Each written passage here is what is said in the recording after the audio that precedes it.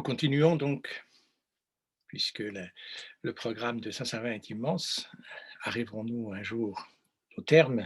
À ce moment-là, je pense qu'on sera peut-être arrivé au paradis. Bon, c'est l'interprétation qu'on peut donner à la progression de celui qui regarde les peintures dans la nef et qui se dirige donc très lentement, mais sûrement vers le cœur.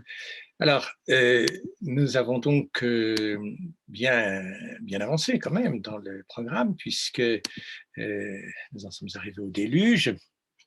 Voilà, vous avez ces images sous les yeux, cette belle image du déluge, avec un encadrement un peu particulier. Vous voyez, l'arche est disposée sur un fond coloré, alors que les autres scènes sont souvent disposées sur un fond clair.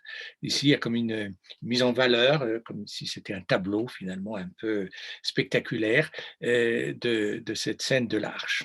Et donc, le déluge, évidemment, trouve une fin, heureusement, et la colombe ayant ramené un brin d'olivier, c'est le signe de la décrue.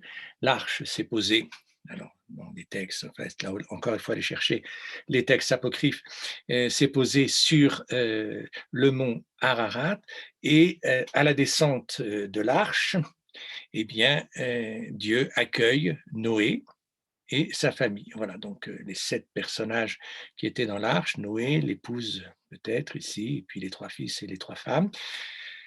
Et Dieu leur donne l'ordre de cultiver à nouveau, de développer à nouveau la terre.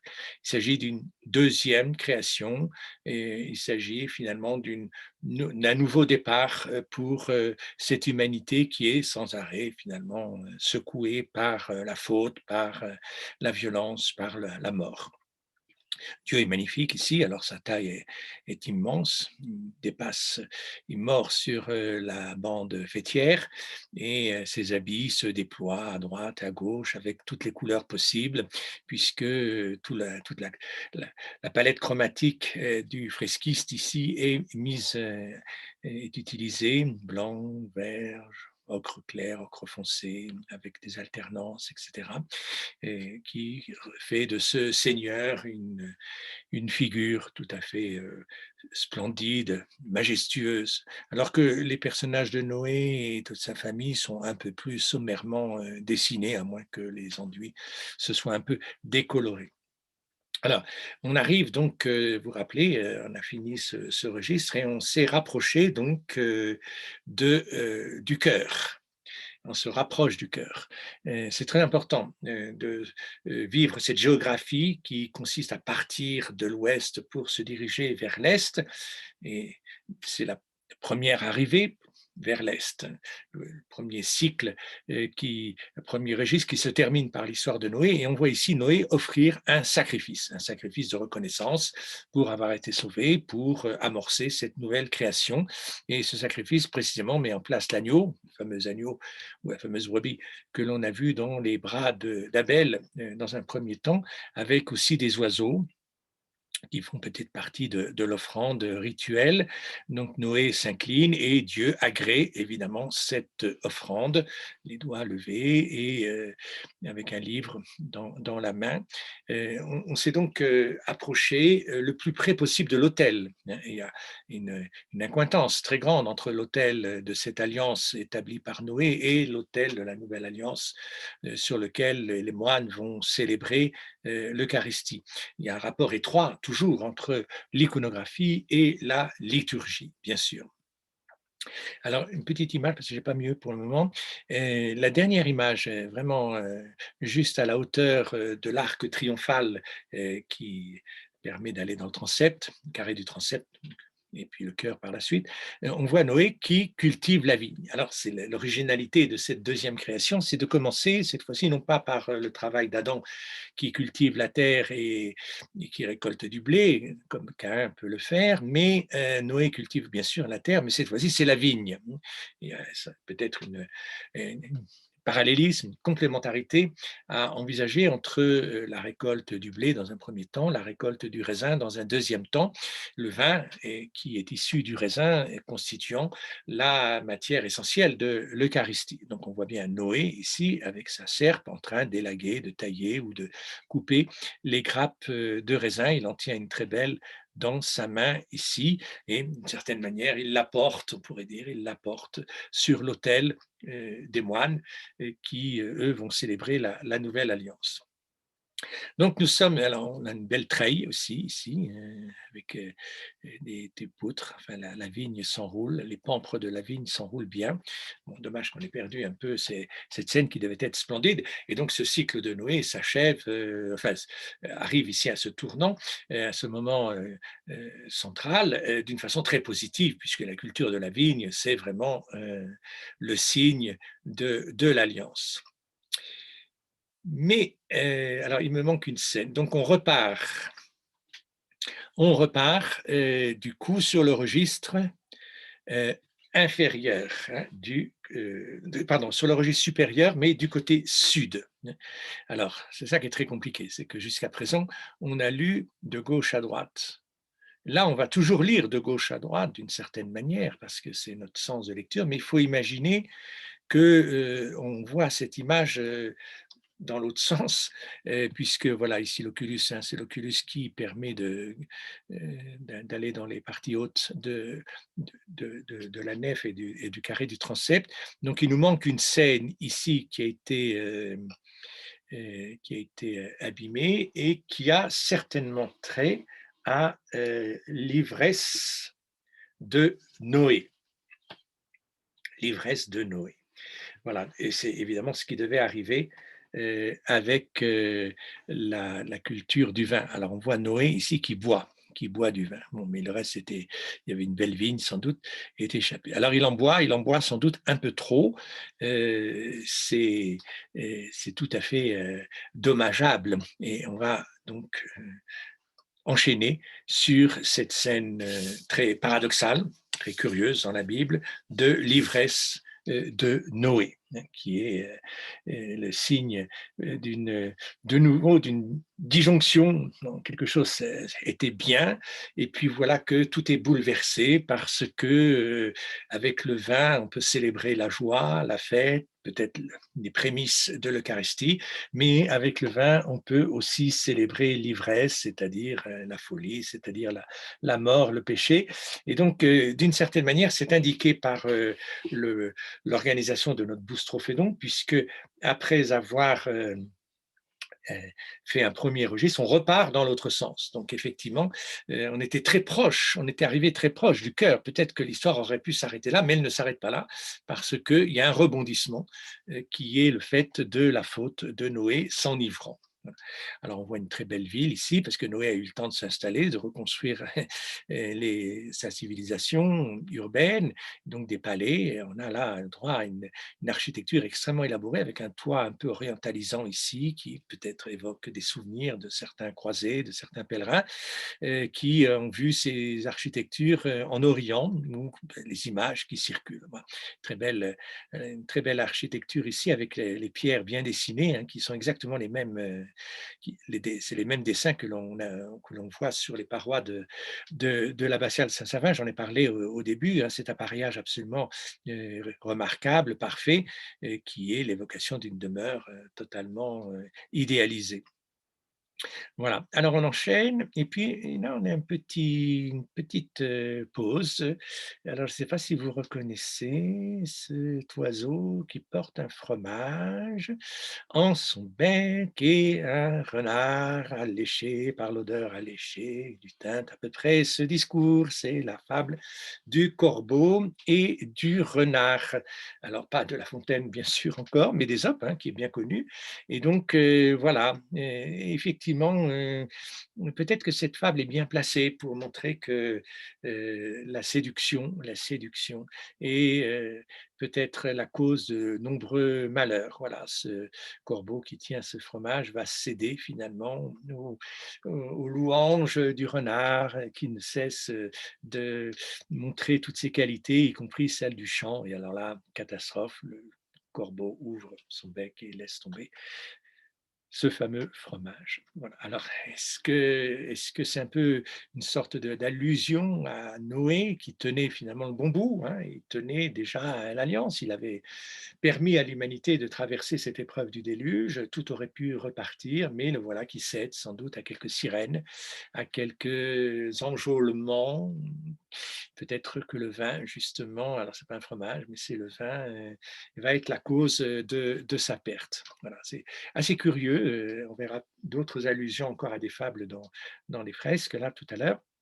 C'est assez curieux de voir, finalement, cette allusion à une littérature profane, qui n'a pas vraiment sa place dans la Bible.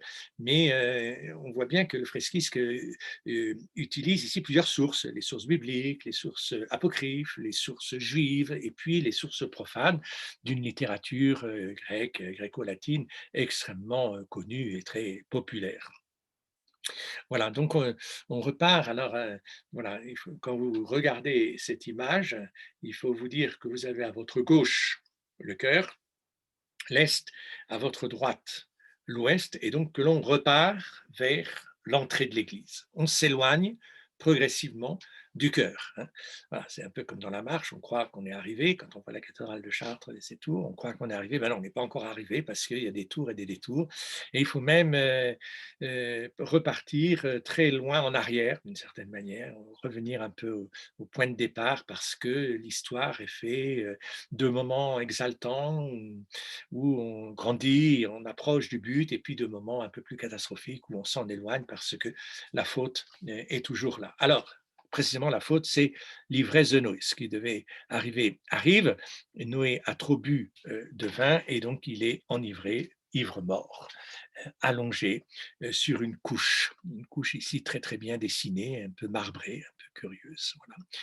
Et le spectacle d'un homme ivre n'est jamais très, très beau, hein. C'est vraiment un moment de déréliction très grande. C'est l'abaissement de l'homme. Voilà. Il a perdu son intelligence, sa conscience, sa noblesse, sa beauté. On a tous vu des scènes d'ivresse qui nous ont désolés. Alors, la Bible n'est pas avare de détails ici, puisque au chapitre 9, la Genèse décrit une scène absolument étonnante. Voilà que les trois fils entrent, entrent en scène. Les trois fils, Cham, Sem et Japheth. Et les trois fils sont témoins de l'ivresse de leur père. Mais les trois fils vont réagir différemment. L'aîné, on le voit ici, Sem, voilà, c'est celui qui arrive ici, le premier. Il voit son père. Et alors là, l'image ne nous épargne pas quelques détails qui auraient pu être masqués dans un but pudique, surtout quand on est dans une église, parce que l'ivresse de Noé exhibe sa nudité. Et on voit très bien qu'il est nu et son sexe est largement offert au regard discret ou indiscret de sa famille. Alors, non seulement les fils, mais là, l'image en rajoute un peu parce qu'il y a même les femmes, donc l'épouse et les brus, qui assistent à la scène un peu de loin, mais qui le voient, hein. Les mains ici sont sans ambiguïté. Alors ça, c'est pas dit dans la Bible. Est-ce qu'il y a un commentaire qui fait allusion? Je ne sais pas. Toujours est-il que c'est un peu étonnant de voir ici ces femmes assister à ce spectacle de désolation de l'homme ivre et nu qui exhibe sa nudité d'une façon totalement obscène. Alors, c'est pas très beau non plus que les fils le voient. Et là, il y a une différence. Donc le premier, Cham, voit la nudité et il se moque de son père. Il se moque de son père, qui est nu. Et une sorte de revanche ici du fils sur le père. Voilà, le meurtre du père est accompli d'une certaine manière. Et voilà qu'il lui fait un geste. Alors, on voit bien le geste ici, là, il est bien conservé dans la peinture. C'est ce geste trivial qui consiste à faire les cornes à quelqu'un avec donc deux doigts tendus et qui s'accompagne en général de paroles particulièrement obscènes, particulièrement injurieuses. Voilà, il lui fait les cornes. Ce fils n'est pas du tout respectueux de son père, et à la différence des deux autres, Sem et Japhet, qui eux arrivent avec un drap pour précisément recouvrir la nudité de leur père et éviter qu'elle ne soit ainsi exposée au regard de la population. Alors, on dit dans le texte qu'ils arrivent à reculons. Bon, ici, on ne le voit pas arriver à reculons parce qu'évidemment, ils arrivent sans regarder d'aucune manière la sexualité de leur père. Et ce geste est un geste de respect, évidemment, un geste de vénération. Alors là encore, les commentaires vont bon train sur cette scène, et en particulier les commentaires juifs, qui voient dans cette scène particulièrement sexuée une véritable inversion sexuelle. C'est-à-dire que le fils faisant les cornes à son père indique une sorte de relation incestueuse contre nature, évidemment, du fils et du père. Alors, on est là dans les bas-fonds de l'humanité, mais visiblement la Bible y fait allusion et l'image de Saint Savin ne nous épargne guère. Donc, il s'agit ici d'une mésalliance totale. Enfin, voilà, cet inceste, évidemment, est le contraire de toute la relation voulue par Dieu avec ses créatures, une relation qui prend certainement les allures de la métaphore paternelle, le père et le fils, donc le fils qui doit honorer ses parents, bien sûr, et pas du tout les salir de cette façon. Donc, c'est toute l'image d'une partie du peuple voulu par Dieu qui se retourne contre Dieu, qui se révolte, qui ne le respecte pas, qui le souille et qui l'entraîne dans les bas-fonds d'une sexualité donc inversée, dévoyée. À la différence des deux autres, Sem et Japhet, qui, eux, arrivent d'une façon tout à fait respectueuse. Alors, la composition est donc magnifique. Hein. On a droit à une véritable architecture ici, entourée donc par deux petites scènes. Alors ici, c'est une autre femme, mais je n'ai pas pu l'identifier très exactement. Il y a peut-être les raisins. Et puis ici le corbeau et le renard. Donc deux fables qui encadrent cette scène qui est très isolée, un peu comme l'arche de Noé tout à l'heure était aussi très isolée.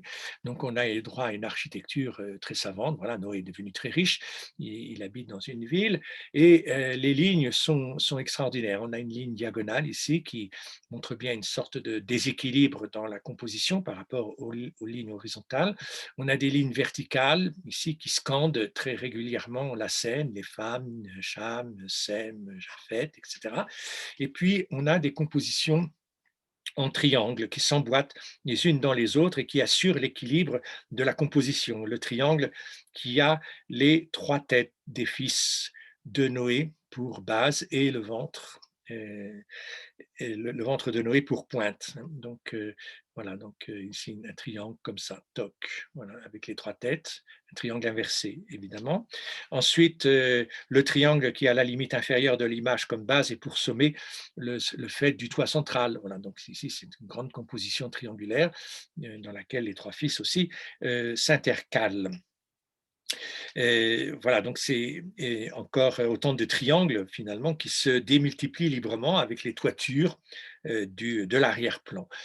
Ces triangles ajoutent beaucoup de richesse dans la composition puisque on ne se contente pas d'une ordonnance de lignes verticales croisant des lignes horizontales, on a beaucoup plus de lignes, en particulier des lignes obliques, les lignes du triangle, qui sont toujours les signes d'une dynamique, les signes du mouvement.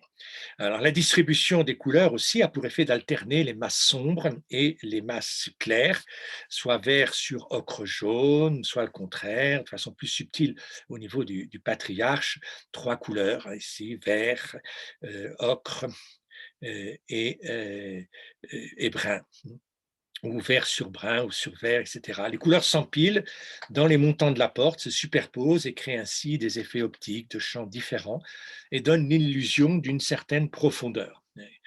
cette couleur verte en particulier en arrière-plan, qui est reprise dans le vert du drap, permet de créer un arrière-plan, de créer des effets de relief. Alors évidemment, de toute cette scène, c'est la couche de Noé qui ressort avec beaucoup de force, qui est projetée finalement au premier plan et qui nous met, nous, spectateurs d'ailleurs, dans une attitude aussi un peu complexe, peut-être ambiguë. Est-ce que nous allons regarder, comment regardons-nous cette ivresse de Noé? Est-ce qu'on la regarde avec le regard et le geste moqueur et insultant de Cham, ou au contraire avec le respect quasi liturgique ici de Sem et Japheth? Alors, il faut savoir que cette scène a été longuement commentée par les pères de l'Église, en particulier par saint Augustin. Je ne connais pas tous les commentaires ici de juifs, mais je sais qu'il y a des commentaires juifs effectivement qui parlent de cette relation inversée,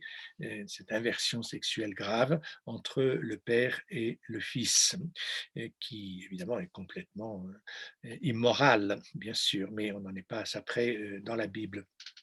Alors, saint Augustin va aller sur une autre piste. Il ne va pas tellement exploiter cette inversion sexuelle, sinon que, effectivement, Cham devient l'image d'une partie du peuple qui répudie, qui va être répudié, qui répudie son père et qui va être rejeté finalement, tandis que les deux autres vont constituer le peuple fidèle, celui qui a soin et qui vénère son père. Alors en fait, saint Augustin va très loin parce qu'il dit, mais finalement, Noé, son ivresse, c'est le Christ, c'est la figure du Christ. Le Christ qui a bu le vin de la nouvelle alliance et qui connaît une sorte d'ivresse mystique. Voilà, c'est l'ivresse un peu des religions archaïques, sublimées évidemment dans le cadre du christianisme. Et cette ivresse, eh bien, correspond à sa mise à mort et en particulier sa crucifixion. Et sur la croix, précisément, il est exhibé nu pour avoir bu ce vin de la nouvelle alliance. Et à ce moment-là, effectivement, une partie se moque de celui qui est accroché sur la croix en disant, mais si tu es le Dieu, sauve-toi toi-même, etc. Donc, une attitude de parjure totale du peuple qui ne reconnaît pas évidemment son sauveur, tandis qu'une autre partie va respecter ce corps, va le recueillir, descendre de croix, et va l'envelopper dans un linceul pour le mettre dans un tombeau et accomplir ainsi tous les rites funéraires. Voilà, ce drame se noue finalement autour de la relation avec le Père, et bien sûr que d'un point de vue littéral, on a ces deux attitudes de respect ou au contraire d'inversion particulièrement par jure, enfin cette façon de ne pas respecter le père ou au contraire de, de le respecter. Voilà. Et c'est vu dans un système chrétien comme étant le signe de la croix et du crucifié mort pour nos péchés. Voilà. Alors, cette scène se lit donc de gauche à droite, on retourne, et effectivement, il y a quand même une grosse négativité comprise dans cette scène, puisque la, Noé, d'une part, n'est pas très honorable. Bon, la mort, d'une façon générale, la mort, surtout la mort qui fait suite à l'ivresse, et puis cette division du peuple, alors entre Cham, qui va donner les Chamites, bon, ce peuple plutôt arabe finalement, enfin, bon, et par rapport aux Sem, les Sémites, Japheth aussi, une autre partie du peuple. On explique ainsi que ce peuple qui est unique au départ, hein, donc tout le monde est plus ou moins sur le modèle sémite, va se diviser en deux. Et Cham, alors ça reprend, Cham est une sorte de répétition de Caïn, et on a donc toujours cette partie qui va être expulsée, rejetée, et qui est à l'origine des villes, à l'origine du travail du fer, à l'origine des parties les plus maudites de la terre. Alors les femmes, elles, bon, ben, je pense qu'elles sont un peu catastrophées de ce qui arrive, mais elles ont simplement ici un rôle de témoin.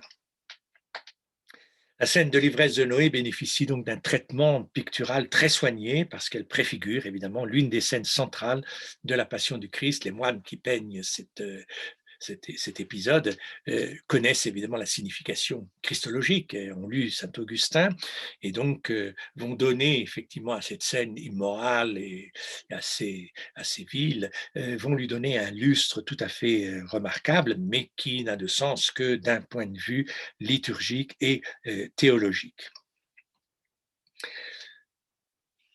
Voilà, donc voilà ici l'ensemble de la scène, donc l'ivresse, enfin Noé qui boit le vin, l'ivresse, vous voyez que cette scène est très très bien dégagée. Et puis ici, les renards peut-être, enfin je ne sais pas très bien, et qui veulent voir, qui sautent.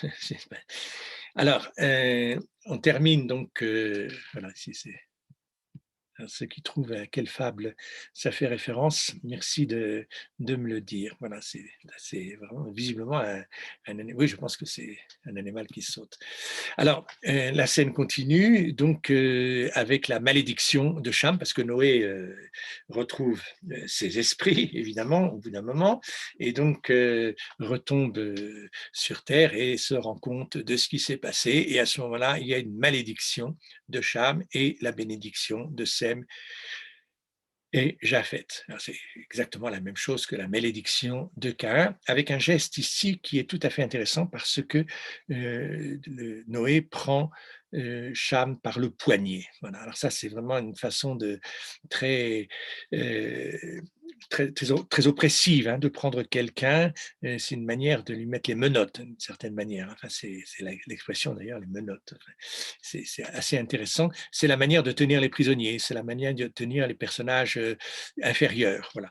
Parce que quand on est à égalité, on se donne le plat de la main et on est à ce moment-là considéré comme un des seigneurs.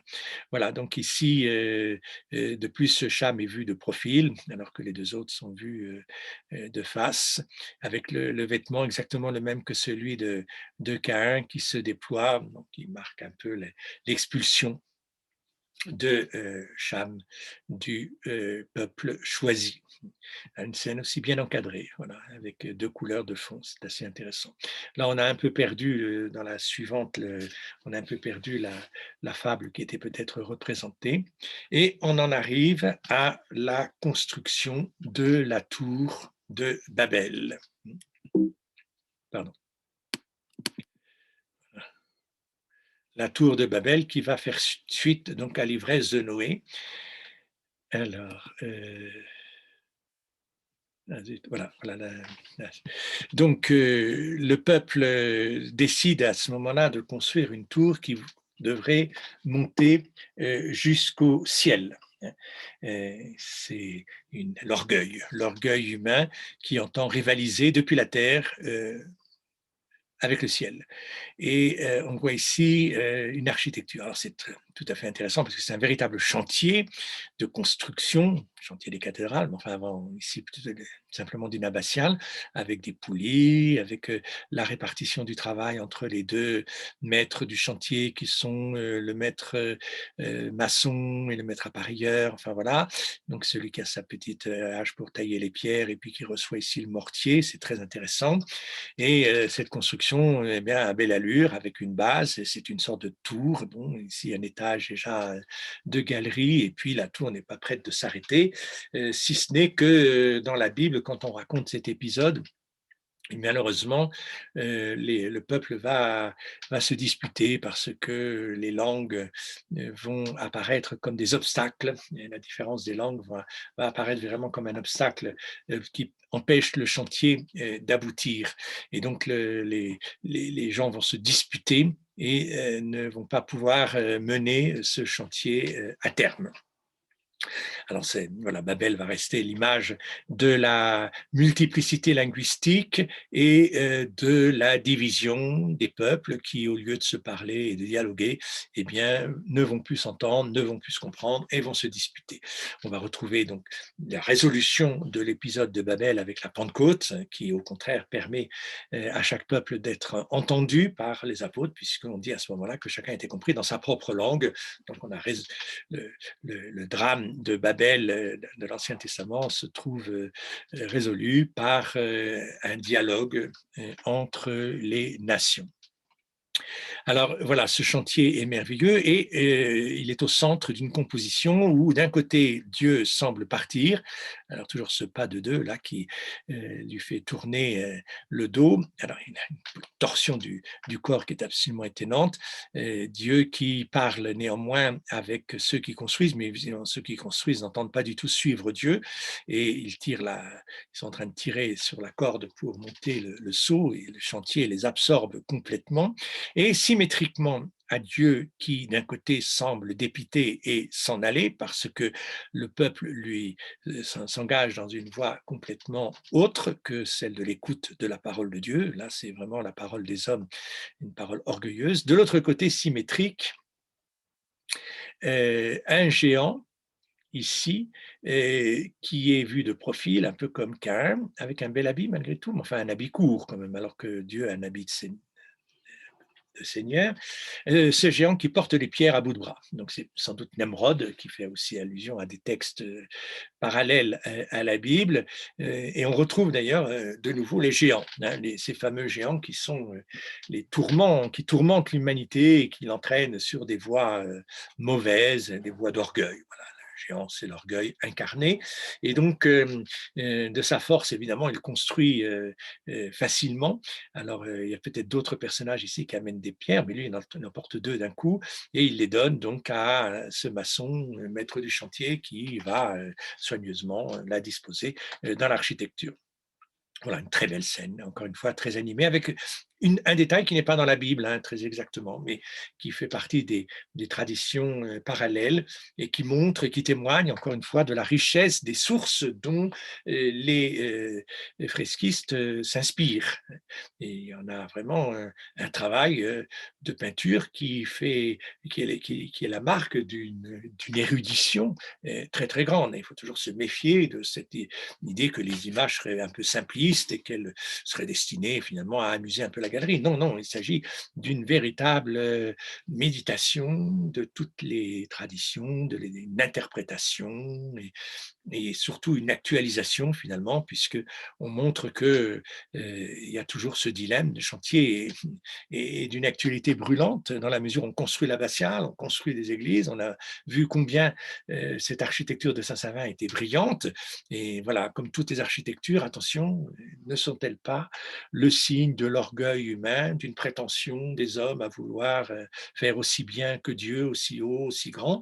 Il y a toujours un risque dans cet étalage de puissance, un risque de rivalité et de défi lancé à Dieu. Et c'est ce qui va effectivement arriver ici. Et on le sent puisque Dieu est seul. Dieu s'en va alors que le géant emporte l'adhésion et sans doute trompe son monde en lui faisant croire qu'il arrivera à construire cette tour jusqu'au sommet. Alors, cet épisode est négatif, hein, il est sur l'itinéraire qui nous éloigne du cœur, puisque le Dieu, d'une certaine manière, retourne vers l'Est dans son cœur, et puis au contraire, le sens de lecture nous entraîne vers la droite, c'est-à-dire vers l'Ouest, vers l'entrée de l'Église. Alors, comment ça va rebondir?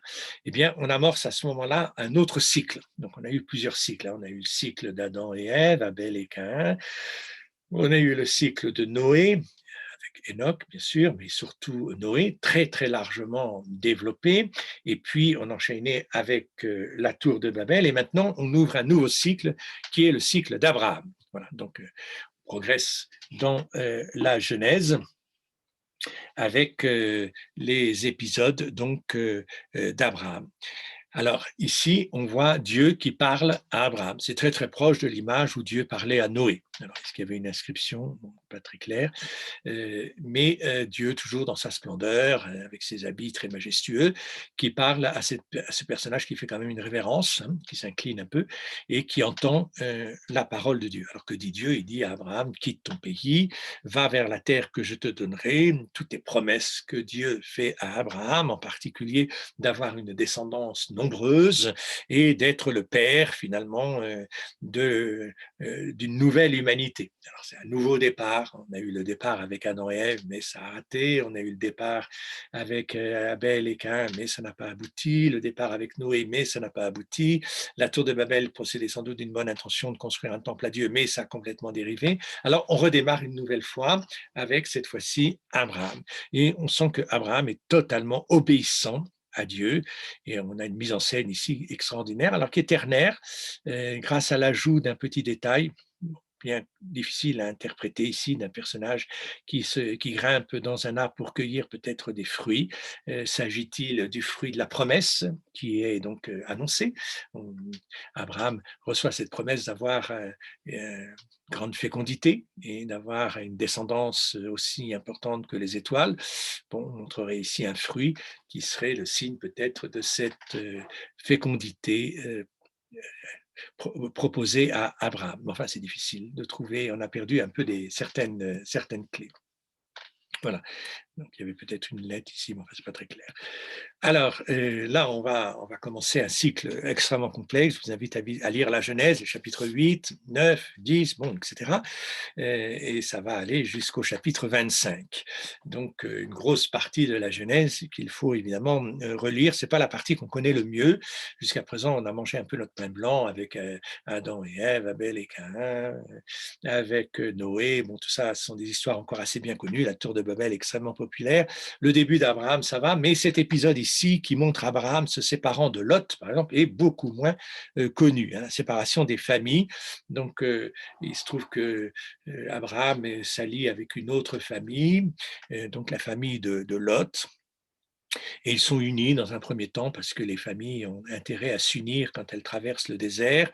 Mais là, on assiste à la séparation et donc la famille d'Abraham s'en va d'un côté. D'ailleurs, bon, de quel côté va-t-elle, hein? La famille d'Abraham s'en va très nettement vers le cœur. Hein. Bon. Et puis Lot, ici, avec ses habits un peu moins nobles, qui s'en va du côté des villes. Alors, c'est un épisode un peu compliqué, avec la séparation non seulement des familles, mais aussi des troupeaux. Bon, euh, bon, c'est une séparation, une nouvelle, comme on a eu le peuple issu de Caïn, le peuple issu de Cham, bon, maintenant le peuple issu de Lot. Alors il y a un personnage ici qui sonne de la trompe parce qu'il y a des batailles qui s'annoncent. Alors voilà ici la belle figure d'Abraham, et puis donc Sarah. Les... Alors, il s'agit peut-être pas des enfants d'Abraham, parce qu'il n'a pas encore son fils, et qui tarde à venir, puisqu'ils ne vont pas avoir d'enfants tout de suite, mais il y a toute la tribu, on pourrait dire, qui accompagne Abraham. Abraham n'est pas un solitaire, évidemment, il s'agit de peuples. Alors après, on a une des plus belles scènes peut-être qui est démontée, qui est déposée et installée aujourd'hui dans le réfectoire de l'abbaye. Donc on peut voir d'une façon un peu plus reposée. Là, le combat des rois, c'est le chapitre 14 de la Genèse. Abraham contre les rois qui ont capturé Lot. Alors, en fait, Abraham va venir quand même au secours de Lot. C'est un peu compliqué. Et donc, on voit Abraham ici avec tout son peuple qui se bat avec des perches, hein, avec peut-être des lances, enfin pas grand-chose, par rapport aux rois qui, eux, sont montés sur des chevaux, qui ont des armes métalliques avec des fanions, des lances, etc., et qui sont beaucoup plus agressifs. Donc, il s'agit des 4 rois de Mésopotamie.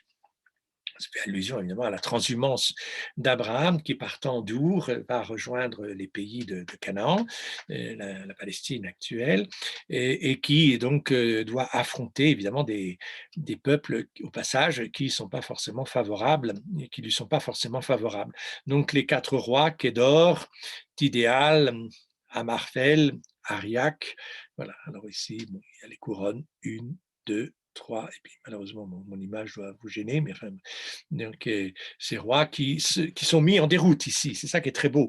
Abraham se tient debout, armé de sa lance de bois, bon, pas grand-chose, à la tête de son peuple, bien compact, évidemment, très uni, et les 4 rois, le voyant, s'enfuient à cheval vers la droite. Et donc Lot, qui est délivré, rejoint Abraham embrasse, mais on n'a pas une vision très claire de toutes ces scènes parce qu'on arrive dans la partie de la nef donc occidentale qui est très lacunaire, très abîmée. Voilà, donc ici, on voit bien cette séparation, un immense V avec des reprises d'ailleurs, ça fait un losange finalement avec les lances et les fanions. Et très, très belle composition. Vraiment, cet artiste est génial du point de vue de la composition de ces scènes, puisqu'on a vraiment des choses magnifiques avec cet espace blanc qui signifie bien la séparation ici des deux armées et de la victoire surtout d'Abraham. Voilà, donc l'armée des rois, on la voit mieux ici. Donc les couronnes, voilà, une, deux, trois, quatre. Quatre couronnes font allusion aux quatre rois. Mais il y en a peut-être plus encore d'autres, peut-être par derrière, avec des boucliers, avec des épées, etc. Bon, c'est une victoire, évidemment, tout à fait inattendue. Comment Abraham a-t-il pu vaincre à ce point des armées aussi puissantes que les rois de Mésopotamie, une civilisation millénaire déjà bien plus puissante que ce ramassis d'émigrés que constitue Abraham en train de quitter sa terre d'origine pour aller vers une terre promise bien lointaine. L'histoire de la Bible insiste toujours sur cette petitesse du peuple élu, la petitesse d'Abel, voilà, la petitesse du peuple élu par rapport aux forces païennes qui sont bien plus fortes, bien plus opérantes. Alors malheureusement, donc, il nous manque beaucoup de scènes ici. Il nous manque la rencontre avec Melchisédek, bon, sans doute chapitre 18 de la Genèse. Il nous manque sans doute l'épisode de Mambré, qui aurait été alors totalement à l'ouest et qui serait le signe d'hospitalité offert aux pèlerins qui rentrent dans l'église, donc un peu comme les messagers qui s'adressent à Abraham, les voyageurs qui arrivent devant le chêne de Mambré et qui sont précisément accueillis par Abraham, qui les invite à partager un repas, donc le signe de l'hospitalité au moment de l'entrée, avec cette scène essentielle de l'annonce de la naissance d'Isaac, enfin, mais ils ont bien du mal à y croire parce que Sarah est très vieille, Abraham aussi est très vieux. D'ailleurs, Sarah ne manque pas de dire que c'est Abraham qui est très très vieux et qui n'est plus du tout en état d'enfanter quiconque. Voilà. Et donc, je saute toutes ces scènes qui ont disparu et on revient un petit peu, alors cette fois-ci sur le registre inférieur du côté sud. On revient de nouveau vers le chœur. Donc ici, à gauche, c'est l'entrée, pardon, et à droite, c'est le chœur. Et donc, c'est la scène de l'ensevelissement d'Abraham qui n'arrive pas en terre promise par ses deux enfants, Isaac et Ismaël, au chapitre 25 de la Genèse. Donc, la tombe d'Abraham au seuil de la terre promise avec les lamentations ici de la famille, de sa femme, etc. Mais l'essentiel est fait puisque premièrement, il s'est déplacé et s'est rapproché de la terre promise et deuxièmement, il a enfanté enfin Isaac et Ismaël qu'il avait eu avec la servante. Voilà, donc on repart donc vers le cœur. Alors, on a fini avec le cycle d'Abraham. Donc, on a vu ici, voilà, le reste de la tour de Babel. Donc là, on est du côté sud. Abraham, la séparation, et puis donc toutes ces scènes après l'arc doubleau qui nous manquent ici. Voilà. Et puis, on repart, donc on repart ici de la droite vers la gauche. Hein. Donc, on a eu de la gauche vers la droite, ici, régis supérieur, régis inférieur, de la droite vers la gauche. Mais on arrête avec l'arc doubleau. On arrête l'histoire d'Abraham et on lit l'histoire de Joseph. Voilà, on enchaîne un autre cycle qui commence donc par le fait que Jacob, voilà, donc pardon, voilà, décidément. Voilà, c'est la scène qui est située juste à droite ici. Donc on voit le vieux Jacob qui envoie Joseph rejoindre ses frères. Alors, bon, il y en a un peu proposé une autre interprétation. A priori, l'autre c'est plutôt l'autre qui est officielle, mais enfin, moi je pense que c'est quand même celle de Jacob envoyant Joseph. L'autre, ça serait Jacob devant Isaac, hein, avec la scène du plat de lentilles qui est offert à Isaac et qui trompe Isaac, puisque Isaac va accorder la bénédiction à Jacob et non pas à son frère Ésaü. Hein. C'est une autre histoire de deux frères. C'est Ésaü l'aîné qui aurait dû avoir la bénédiction et succéder à Isaac, mais c'est Jacob qui va usurper par la ruse, en volant ce plat de lentilles contre son droit d'aînesse, d'une part, et puis en recouvrant son corps d'une peau de bête parce qu'Isaü était velu, etc. Bon, ça peut être ça, mais le geste ici de la main n'est pas tellement un geste de bénédiction, c'est plutôt un geste d'envoi, et c'est pour ça que j'incline plutôt sur le fait que c'est Joseph qui reçoit de son père de la nourriture pour l'apporter à ses frères qui sont en train de garder les troupeaux. C'est Genèse au chapitre 36. Si c'est Isaac qui fait sa bénédiction, c'est le chapitre 27. Voilà, donc il y a une porte ouverte, c'est la maison ici, et donc il se trouve que Joseph va rejoindre ses frères. Alors c'est le début d'une histoire évidemment extrêmement douloureuse parce que ce Joseph, c'est le dernier né. Le dernier né pour le moment, après il y en aura encore un autre qui va naître, c'est Benjamin, mais pour le moment il n'est pas né encore.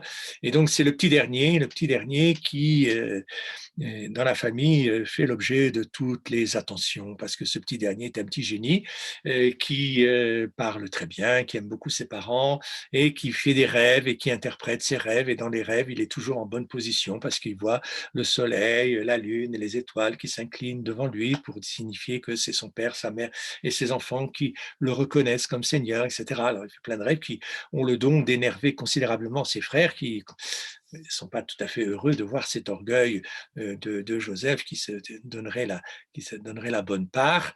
Et donc, il y a une jalousie, comme il y avait une jalousie entre Caïn et Abel, une jalousie très très grande entre les frères.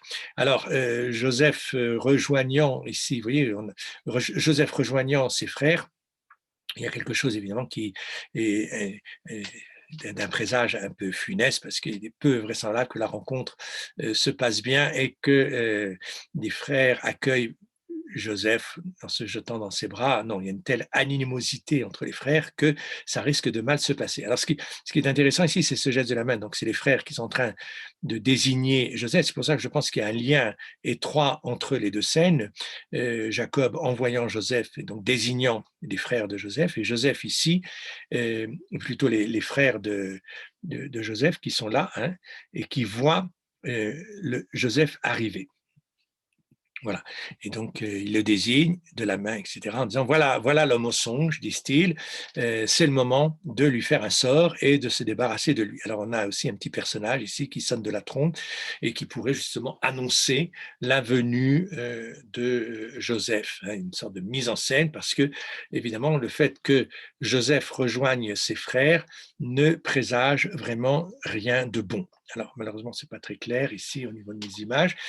Donc, un des frères ici voit Joseph, enfin, devine que Joseph est en train d'arriver, et à ce moment-là, les frères vont fomenter une réaction extrêmement violente en décidant de se débarrasser de Joseph. Et donc, on voit ici la scène où Joseph est fait prisonnier. Vous voyez toujours ce geste ici de prendre par le bras, par le poignet, c'est-à-dire d'indiquer un statut de prisonnier.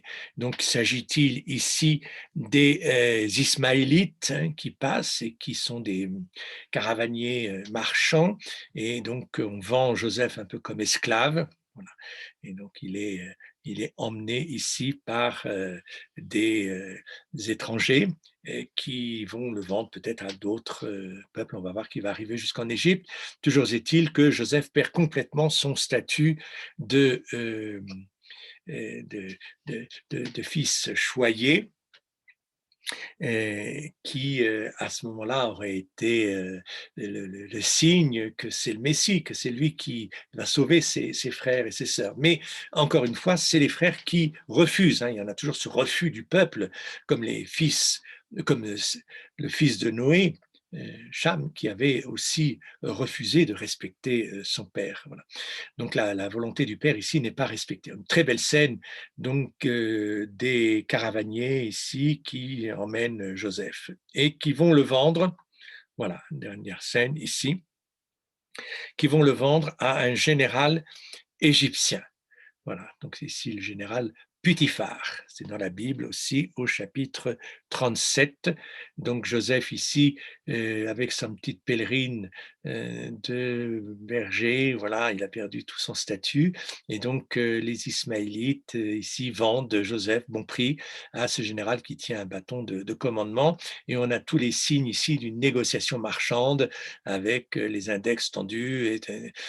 On voit ici une discussion de maquignons hein, qui discutent pied à pied le prix de la bête, sauf que la bête ici c'est un esclave et on devine que les Ismaélites ne vont pas lâcher ce bel esclave pour quelques roupies, mais que le prix est bien jeté. Donc voilà Joseph qui atterrit en Égypte et on va en rester là pour cette séquence parce que le jour tombe et qu'il n'y aura bientôt plus de lumière.